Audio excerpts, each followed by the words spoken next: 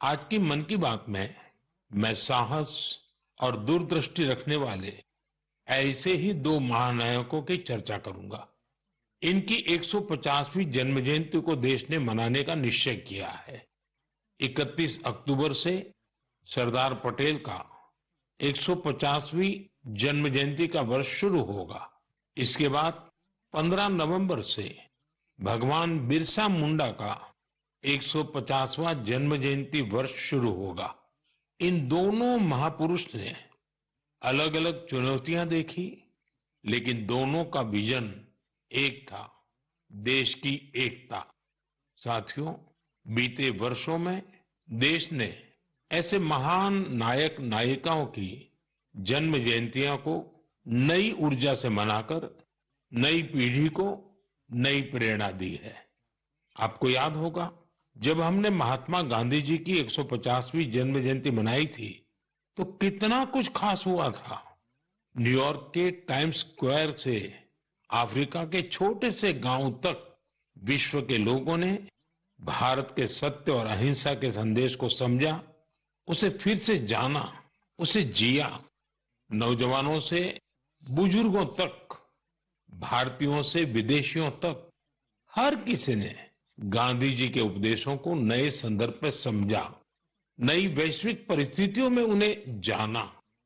जब हमने स्वामी विवेकानंद जी की 150वीं जन्म जयंती मनाई तो देश के नौजवानों ने भारत की आध्यात्मिक और सांस्कृतिक शक्ति को नई परिभाषाओं में समझा। इन योजनाओं ने हमें ये एहसास दिलाया कि हमारे महापुरुष अतीत में खो नहीं जाते, बल्कि उनका जीवन हमारे वर्तमान को भविष्य का रास्ता दिखाता है। साथियों, सरकार ने भले इन महान विभूतियों की 150वीं जन्म जयंती को राष्ट्रीय स्तर पर मनाने का निर्णय लिया है, लेकिन आपकी सहभागिता ही इस अभियान में प्राण भरेगी, इसे जीवंत बनाएगी। मैं आप सभी से आग्रह करूंगा कि आप इस अभियान का हिस्सा बने, लौह पुरुष सरदार पटेल से जुड़े अपने विचार और कार्य #सरदार150 के साथ साझा करें और धरती आबा बिरसा मुंडा की प्रेरणाओं को बिरसा मुंडा 150 के साथ दुनिया के सामने लाए। आइए एक साथ मिलकर इस उत्सव को भारत की अनेकता में एकता का उत्सव बनाएं, इसे विरासत से विकास का उत्सव बनाएं। मेरे प्यारे देशवासियों, आपको वो दिन याद जरूर होंगे जब छोटा भीम टीवी पर आना शुरू हुआ था। बच्चे तो इसे कभी भूल नहीं सकते। कितना एक्साइटमेंट था छोटा भीम को लेकर। आपको हैरानी होगी कि आज ढोलकपुर का ढोल सिर्फ भारत में ही नहीं, बल्कि दूसरे देश के बच्चों को भी खूब अट्रैक्ट करता है। इसी तरह हमारे दूसरे एनिमेटेड सीरियल्स कृष्णा, हनुमान, मोटू पतलू के चाहने वाले भी दुनिया भर में हैं। भारत के एनिमेशन कैरेक्टर्स, यहाँ की एनिमेशन मूवीज अपने कंटेंट और क्रिएटिविटी की वजह से दुनिया भर में पसंद की जा रही है।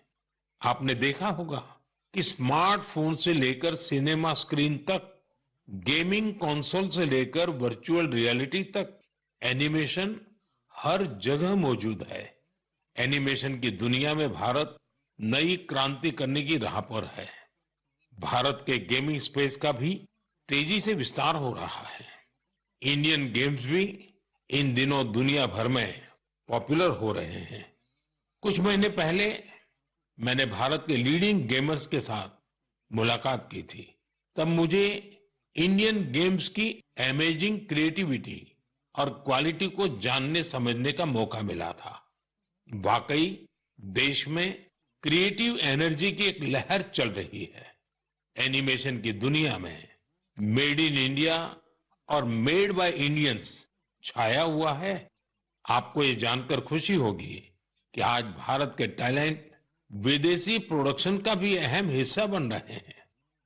अभी वाली स्पाइडरमैन हो या ट्रांसफॉर्मर्स, इन दोनों मूवीज में हरिनारायण राजीव के कंट्रीब्यूशन को लोगों ने खूब सराहा है। भारत के एनिमेशन स्टूडियो डिज्नी और वार्नर ब्रदर्स जैसी दुनिया के जाने माने प्रोडक्शन कंपनीज के साथ काम कर रहे हैं। साथियों, आज हमारे युवा ओरिजिनल इंडियन कंटेंट, जिसमें हमारी संस्कृति की झलक होती है, वो तैयार कर रहे हैं। इन्हें दुनिया भर में देखा जा रहा है। एनिमेशन सेक्टर आज एक ऐसी इंडस्ट्री का रूप ले चुका है कि जो दूसरी इंडस्ट्रीज को ताकत दे रहा है।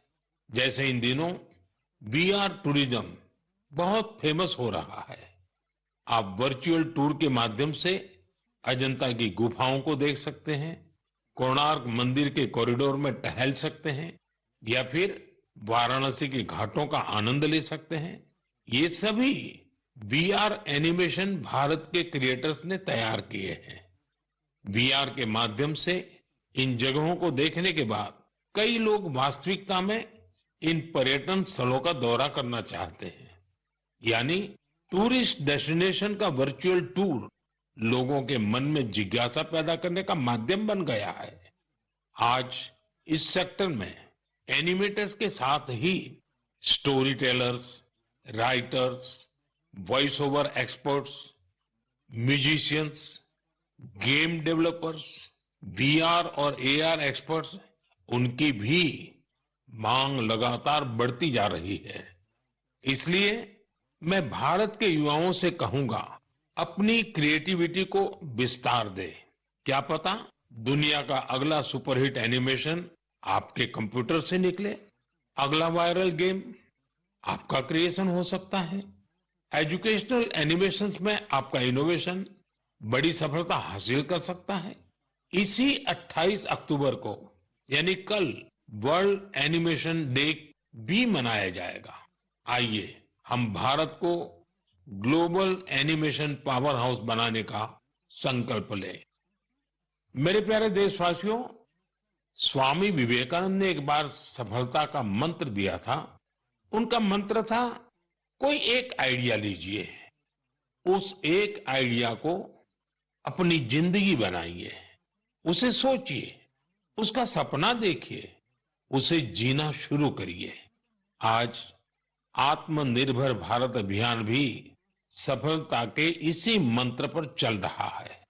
ये अभियान हमारी सामूहिक चेतना का हिस्सा बन गया है, लगातार पग पग पर हमारी प्रेरणा बन गया है। आत्मनिर्भरता हमारी पॉलिसी ही नहीं, हमारा पैशन बन गया है। बहुत साल नहीं हुए, सिर्फ 10 साल पहले की बात है। तब अगर कोई कहता था कि किसी कॉम्प्लेक्स टेक्नोलॉजी को भारत में विकसित करना है, तो कई लोगों को विश्वास नहीं होता था, तो कई उपहास उड़ाते थे। लेकिन आज वही लोग देश की सफलता को देखकर अचंभे में रहते हैं। आत्मनिर्भर हो रहा भारत हर सेक्टर में कमाल कर रहा है। आप सोचिए, एक जमाने में मोबाइल फोन इंपोर्ट करने वाला भारत आज दुनिया का दूसरा सबसे बड़ा मैन्युफैक्चरर बन गया है। कभी दुनिया में सबसे ज्यादा डिफेंस इक्विपमेंट खरीदने वाला भारत आज 85 देशों को एक्सपोर्ट भी कर रहा है। स्पेस टेक्नोलॉजी में भारत आज चंद्रमा के साउथ पोल पर पहुंचने वाला पहला देश बना है। और एक बात तो मुझे सबसे ज्यादा अच्छी लगती है, वो ये है कि आत्मनिर्भरता का ये अभियान अब सिर्फ सरकारी अभियान नहीं है। अब आत्मनिर्भर भारत अभियान एक जन अभियान बन रहा है। हर क्षेत्र में उपलब्धियां हासिल कर रहे हैं। जैसे इसी महीने लद्दाख के हानले में हमने एशिया की सबसे बड़ी इमेजिंग टेलीस्कोप मैस का भी उद्घाटन किया है। ये 4300 मीटर की ऊंचाई पर स्थित है। जानते हैं इसकी भी खास बात क्या है? ये मेड इन इंडिया है। सोचिए, जिस स्थान पर -30 डिग्री की ठंड पड़ती हो, जहां ऑक्सीजन तक का अभाव हो, वहां हमारे वैज्ञानिकों और लोकल इंडस्ट्री ने वो कर दिखाया है जो एशिया के किसी देश ने नहीं किया। हानले का टेलीस्कोप भले ही दूर की दुनिया देख रहा हो, लेकिन ये हमें एक चीज और भी दिखा रहा है, और ये चीज है आत्मनिर्भर भारत का सामर्थ्य। साथियों, मैं चाहता हूं आप भी एक काम जरूर करें। आत्मनिर्भर होते भारत के ज्यादा से ज्यादा उदाहरण, ऐसे प्रयासों को शेयर करिए। आपने अपने पड़ोस में कौन सा नया इनोवेशन देखा? किस लोकल स्टार्टअप ने आपको सबसे ज्यादा इंप्रेस किया? हैशटैग आत्मनिर्भर इनोवेशन के साथ सोशल मीडिया पर ये जानकारियां लिखिए और आत्मनिर्भर भारत का उत्सव मनाइए। त्योहारों के इस मौसम में तो हम सब आत्मनिर्भर भारत के इस अभियान को और मजबूत करते हैं। हम वोकल फॉर लोकल के मंत्र के साथ अपनी खरीदारी करते हैं। ये नया भारत है जहां इम्पॉसिबल सिर्फ एक चैलेंज है, जहां मेक इन इंडिया अब मेक फॉर द वर्ल्ड बन गया है, जहां हर नागरिक इनोवेटर है, जहां हर चैलेंज एक अपॉर्चुनिटी है। हमें न सिर्फ भारत को आत्मनिर्भर बनाना है, बल्कि अपने देश को इनोवेशन के ग्लोबल पावर हाउस के रूप में मजबूत भी करना है। मेरे प्यारे देशवासियों, मैं आपको एक ऑडियो सुनाता हूं। Hello sir. नमस्ते सर। नमस्ते सर बोलिए सर। देखिए, जो आपने एफआईआर नंबर मुझे सेंड किया है, इस नंबर के खिलाफ 17 कंप्लेंट्स हमारे पास। आप ये नंबर यूज कर रहे हैं? मैंने नहीं यूज करता हूँ सर। अभी कहाँ से बात कर रहे हो? सर कर्नाटका सर, वो घर में हूँ सर। ओके, इसके लिए आप अपनी स्टेट में रिकॉर्ड करवाइए ताकि ये नंबर ब्लॉक कर दिया जाए, फ्यूचर में आपको कोई प्रॉब्लम ना हो। Okay yes sir. अभी मैं आपको कनेक्ट कर रहा हूँ, ये आपका इन्वेस्टिगेशन ऑफिसर है। आप अपनी स्टेट में रिकॉर्ड करवाइए ताकि ये नंबर ब्लॉक कर दिया जाए। Okay yes sir, yes sir, yes sir. अब बताइएगा मैं किसके साथ बात कर रहा हूँ। अपना आधार कार्ड मुझे शो कीजिएगा वेरीफाई करने के लिए, बताइएगा। सर मेरे पास अभी नहीं है sir Aadhaar card sir, please sir. Phone आपके फोन में है? नहीं सर। फोन में आधार कार्ड की पिक्चर नहीं है आपके पास? नहीं है सर। नंबर याद है आपको? सर नहीं है सर, नंबर भी याद नहीं है सर। हमने सिर्फ वेरीफाई करना है। ओके, वेरीफाई करने के लिए। नहीं सर। आप डरिए ना, डरिए ना। अगर आपने कुछ नहीं किया तो आप डरिए ना। हाँ सर, हाँ सर। अगर आपके पास आधार कार्ड है तो मुझे दिखा दीजिए वेरीफाई करने। नहीं सर, नहीं सर, मैं गाँव को आया था सर, घर में है सर। Okay, coming. जय हिंद। इस व्यक्ति के वन साइड वीडियो का रिकॉर्ड करो as per the protocol. Okay, ये ऑडियो सिर्फ जानकारी के लिए नहीं, ये कोई मनोरंजन वाला ऑडियो नहीं है। एक गहरी चिंता को लेकर के ऑडियो आया है। आपने अभी जो बातचीत सुनी वो डिजिटल अरेस्ट के फरेब की है। ये बातचीत एक पीड़ित और फ्रॉड करने वाले के बीच हुई है।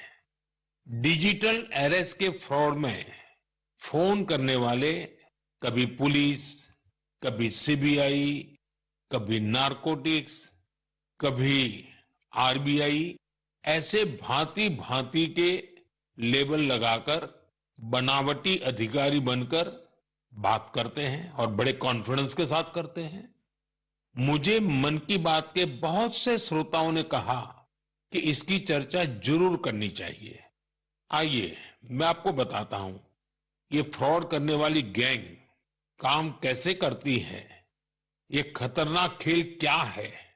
आपको भी समझना बहुत जरूरी है, औरों को भी समझाना उतना ही आवश्यक है।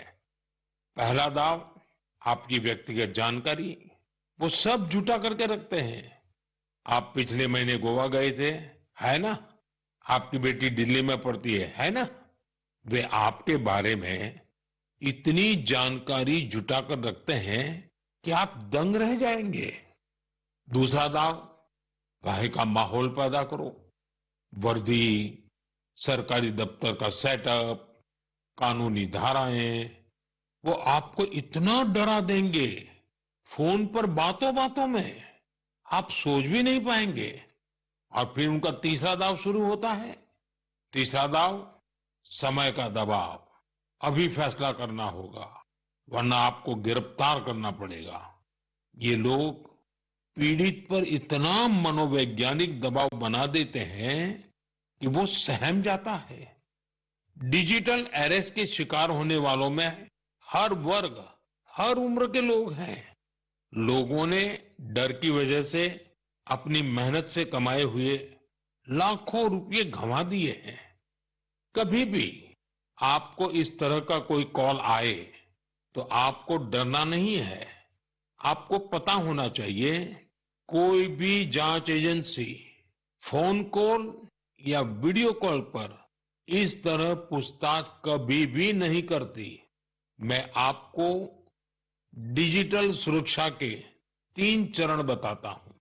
ये 3 चरण है रुको, सोचो, एक्शन लो। कॉल आते ही रुको, घबराए नहीं, शांत रहे, जल्दबाजी में कोई कदम न उठाएं, किसी को अपनी व्यक्तिगत जानकारी न दें। संभव हो तो स्क्रीनशॉट लें और रिकॉर्डिंग जरूर करें। इसके बाद आता है दूसरा चरण। पहला चरण था रुको, दूसरा चरण है सोचो। कोई भी सरकारी एजेंसी फोन पर ऐसे धमकी नहीं देती, न ही वीडियो कॉल पर पूछताछ करती है, न ही ऐसे पैसा की मांग करती है। अगर डर लगे तो समझिए कुछ गड़बड़ है। और पहला चरण, दूसरा चरण और अब मैं कहता हूं तीसरा चरण। पहले चरण में मैंने कहा रुको, दूसरे चरण में मैंने कहा सोचो और तीसरा चरण कहता हूं एक्शन लो। राष्ट्रीय साइबर हेल्पलाइन 1930 डायल करें, cybercrime.gov.in पर रिपोर्ट करें, परिवार और पुलिस को सूचित करें, सबूत सुरक्षित रखें। रुको, बाद में सोचो और फिर एक्शन लो। ये 3 चरण आपकी डिजिटल सुरक्षा का रक्षक बनेंगे।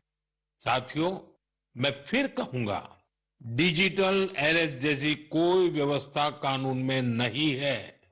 ये सिर्फ फ्रॉड है, फरेब है, झूठ है, बदमाशों का गिरोह है। और जो लोग ऐसा कर रहे हैं वो समाज के दुश्मन है। डिजिटल अरेस्ट के नाम पर जो फरेब चल रहा है उससे निपटने के लिए तमाम जांच एजेंसियां राज्य सरकारों के साथ मिलकर काम कर रही है। इन एजेंसियों में तालमेल बनाने के लिए नेशनल साइबर कोऑर्डिनेशन सेंटर की स्थापना की गई है। एजेंसियों की तरफ से ऐसे फ्रॉड करने वाली हजारों वीडियो कॉलिंग आईडी को ब्लॉक किया गया है। लाखों सिम कार्ड, मोबाइल फोन और बैंक अकाउंट्स को भी ब्लॉक किया गया है। एजेंसियां अपना काम कर रही है, लेकिन डिजिटल अरेस्ट के नाम पर हो रहे स्कैम से बचने के लिए बहुत जरूरी है हर किसी की जागरूकता, हर नागरिक की जागरूकता। जो लोग भी इस तरह के साइबर फ्रॉड का शिकार होते हैं उन्हें ज्यादा से ज्यादा लोगों को इसके बारे में बताना चाहिए। आप जागरूकता के लिए हैशटैग सेफ डिजिटल इंडिया का प्रयोग कर सकते हैं। मैं स्कूलों और कॉलेजों को भी कहूंगा कि साइबर स्कैम के खिलाफ मुहिम में छात्रों को भी जोड़े। समाज में सबके प्रयासों से ही हम इस चुनौती का मुकाबला कर सकते हैं। मेरे प्यारे देशवासियों, हमारे बहुत सारे स्कूली बच्चे कैलीग्राफी यानी सुलेख में काफी दिलचस्पी रखते हैं। इसके जरिए हमारी लिखावट साफ, सुंदर और आकर्षक बनी रहती है। आज जम्मू कश्मीर में इसका उपयोग लोकल कल्चर को लोकप्रिय बनाने के लिए किया जा रहा है। यहाँ के अनंतनाग की फिरदौसा बशीर जी, उनको कैलीग्राफी में महारत हासिल है। इसके जरिए वे स्थानीय संस्कृति के कई पहलुओं को सामने ला रही है। फिरदौसा जी की कैलीग्राफी ने स्थानीय लोगों, विशेषकर युवाओं को अपनी ओर आकर्षित किया है। ऐसा ही एक प्रयास उधमपुर के गोरीनाथ जी भी कर रहे हैं। एक सदी से भी अधिक पुरानी सारंगी के जरिए वे डोगरा संस्कृति और विरासत के विभिन्न रूपों को सहेजने में जुटे हैं। सारंगी की धुनों के साथ वे अपनी संस्कृति से जुड़ी प्राचीन कहानियां और ऐतिहासिक घटनाओं को दिलचस्प तरीके से बताते हैं। देश के अलग अलग हिस्सों में भी आपको ऐसे कई असाधारण लोग मिल जाएंगे जो सांस्कृतिक विरासत के संरक्षण के लिए आगे आए हैं। डी वैकुंठम करीब 50 साल से चेरियाल फोक आर्ट को लोकप्रिय बनाने में जुटे हैं। तेलंगाना से जुड़ी इस कला को आगे बढ़ाने का उनका यह प्रयास अद्भुत है।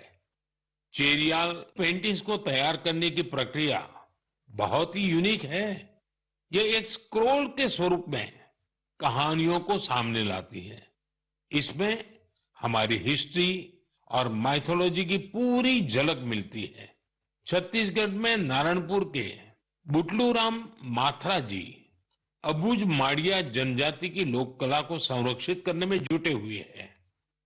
पिछले 4 दशकों से वे अपने इस मिशन में लगे हुए हैं। उनकी ये कला बेटी बचाओ, बेटी पढ़ाओ और स्वच्छ भारत जैसे अभियान से लोगों को जोड़ने में भी बहुत कारगर रही है। साथियों, अभी हम बात कर रहे थे कैसे कश्मीर की वादियों से लेकर छत्तीसगढ़ के जंगलों तक हमारी कला और संस्कृति नए नए रंग बिखेर रही है। लेकिन यह बात यही खत्म नहीं होती। हमारी इन कलाओं की खुशबू दूर दूर तक फैल रही है। दुनिया के अलग अलग देशों में लोग भारतीय कला और संस्कृति से मंत्र मुग्ध हो रहे हैं।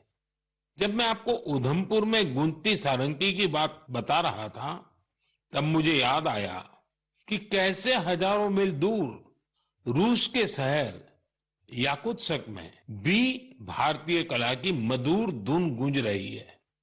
कल्पना कीजिए, सर्दी का एक आध दिन, -65 डिग्री तापमान, चारों तरफ बर्फ की सफेद चादर और वहां एक थिएटर में दर्शक मंत्र मुग्ध होकर देख रहे हैं कालिदास की अभिज्ञान शाकुंतलम। क्या आप सोच सकते हैं, दुनिया के सबसे ठंडे शहर याकुत्स्क में भारतीय साहित्य की गर्मजोशी? ये कल्पना नहीं, सच है। हम सबको गर्व और आनंद से भर देने वाला सच। साथियों, कुछ हफ्ते पहले मैं लाओस भी गया था। वो नवरात्रि का समय था और वहां मैंने कुछ अद्भुत देखा। स्थानीय कलाकार फलक फलम प्रस्तुत कर रहे थे, लाओस की रामायण। उनकी आंखों में वही भक्ति, उनके स्वर में वही समर्पण जो रामायण के प्रति हमारे मन में है। इसी तरह कुवैत में श्री अब्दुल्ला अल बारून ने रामायण और महाभारत का अरबी में अनुवाद किया है। यह कार्य मात्र अनुवाद नहीं, बल्कि दो महान संस्कृतियों के बीच एक सेतु है। उनका यह प्रयास अरब जगत में भारतीय साहित्य की नई समझ विकसित कर रहा है। पेरू से एक और प्रेरक उदाहरण है, एर्लिंदा गार्सिया। वहां के युवाओं को भारत नाट्यम सिखा रही है और मारिया वाल्देस ओडिसी नृत्य का प्रशिक्षण दे रही है। इन कलाओं से प्रभावित होकर दक्षिण अमेरिका के कई देशों में भारतीय शास्त्रीय नृत्य की धूम मची हुई है। साथियों, विदेशी धरती पर भारत के ये उदाहरण दर्शाते हैं कि भारतीय संस्कृति की शक्ति कितनी अद्भुत है। ये लगातार विश्व को अपनी ओर आकर्षित कर रही है। जहां जहां कला है, वहां वहां भारत है। जहां जहां संस्कृति है, वहां वहां भारत है। आज दुनिया भर के लोग भारत को जानना चाहते हैं। भारत के लोगों को जानना चाहते हैं।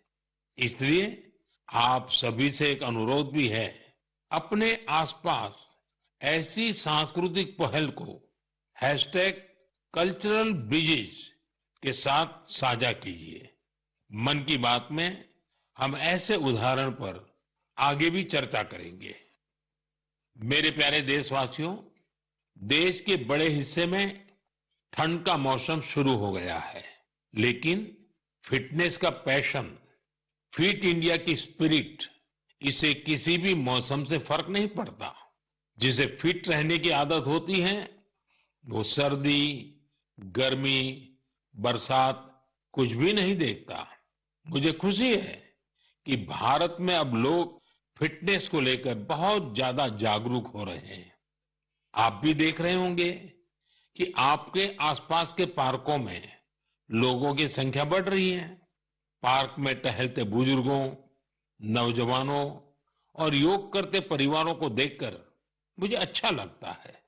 मुझे याद है, जब मैं योग दिवस पर श्रीनगर में था, बारिश के बावजूद भी कितने ही लोग योग के लिए जुटे थे।